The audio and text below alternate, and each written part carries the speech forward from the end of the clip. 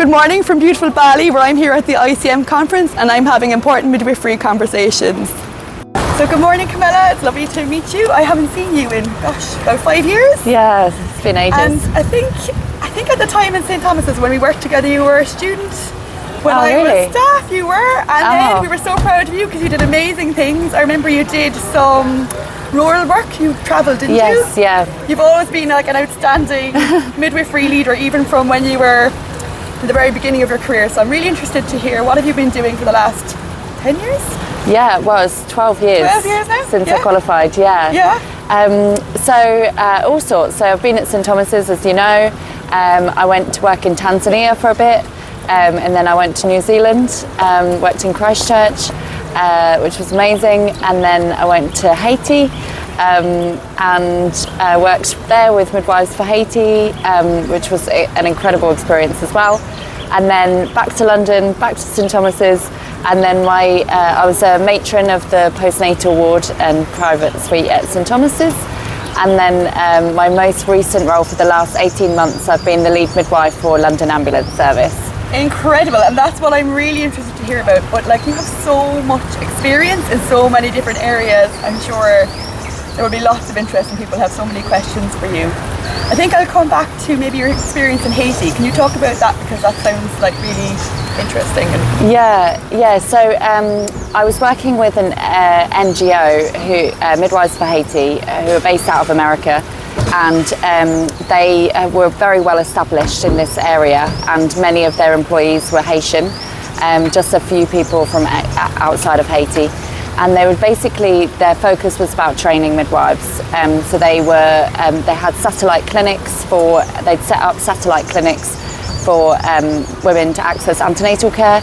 And then they had at St. Therese Hospital, which was just down the road, that's where they integrated the students. So I was basically helping with integration, which is where the students come out into the clinical area and they're being mentored for the birth. So it was really interesting.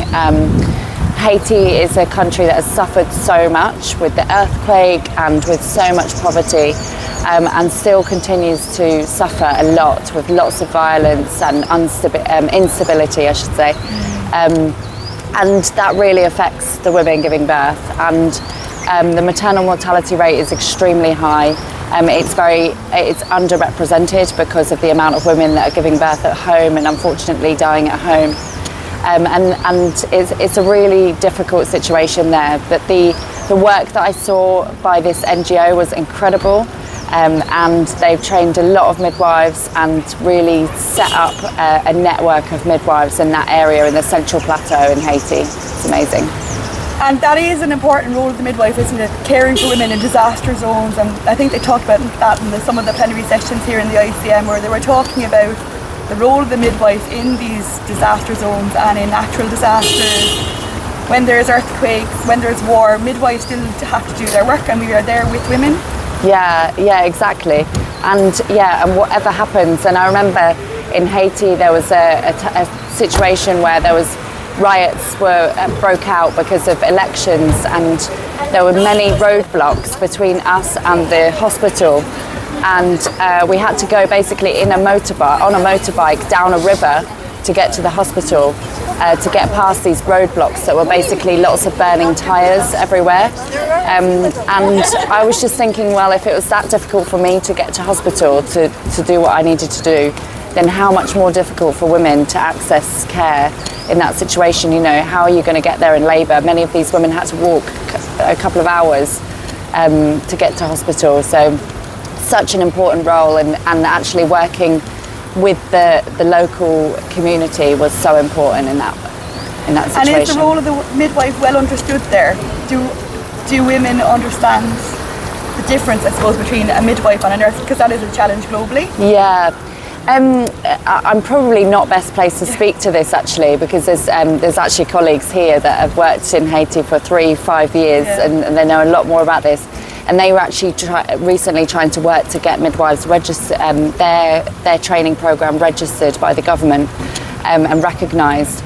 The role of the midwife is understood there locally within the community. But the registration is difficult, and there's only one provider one university provider, and it's an 18-month course. So it is a really challenging time for Haiti. Yeah.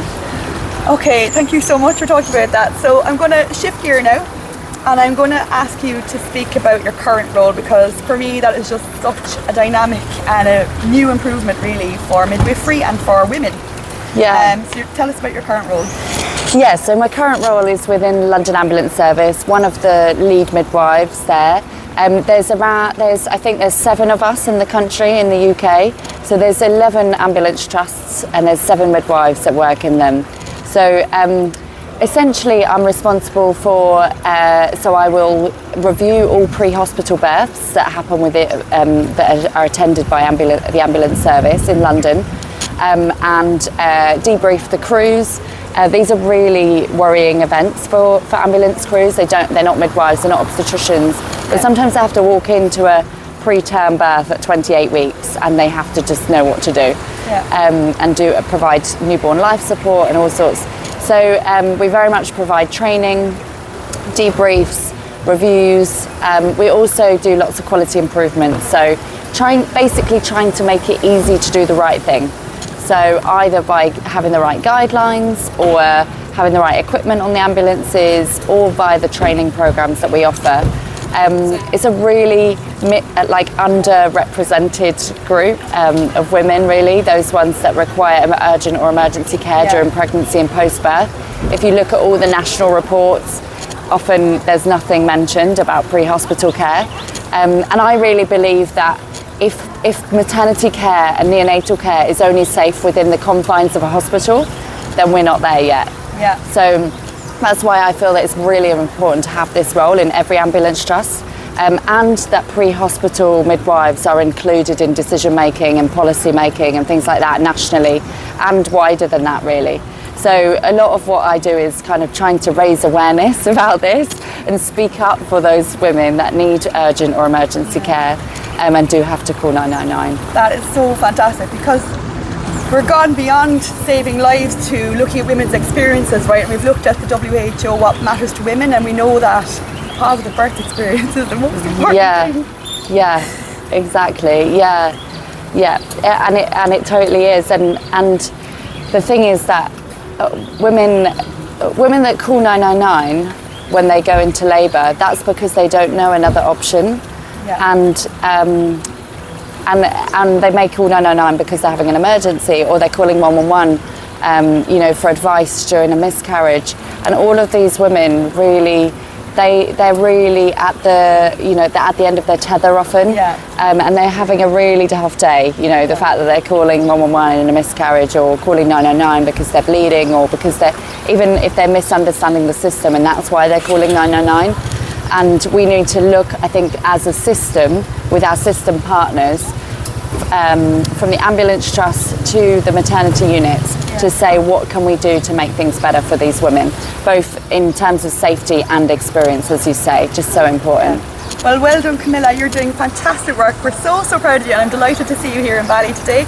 ICM has been amazing and wonderful to connect with everyone again. So I'd like to just finish up by asking you, you've obviously been here now for 2 days. This is day 3 of the conference. So do you have any inspirational thoughts from the last few days, from all the plenary sessions? Maybe you were at Franca Caddy's talk, or Jacqueline Dunkley Ben's talk yesterday. What's your lasting impression, and what's your parting words for everybody? Yeah, I think I found it quite emotional, to be honest, being here and being with so many midwives from so many countries and hearing all their different experiences and those little nuggets that we take away. I think and I've seen it firsthand, and I believe it in my heart, but it's telling everybody else who doesn't believe it, isn't it? That midwifery is the answer to society's problems, essentially, in a nutshell. I was really moved by a talk I went to yesterday by an Argentinian midwife. Sorry, I'm not answering your question now, but just it was so moving around the difficulties that they have in providing care to women, and the fact that midwives and women are getting put in prison for having home births. And she told some really moving stories, and there's those times when we just realise how fortunate we are in the UK, but we need to continue the fight for women globally, really. Thank you so much. It's been lovely catching up, Camilla. So good Enjoy to see the rest of the you. conference. Thank you. Bye.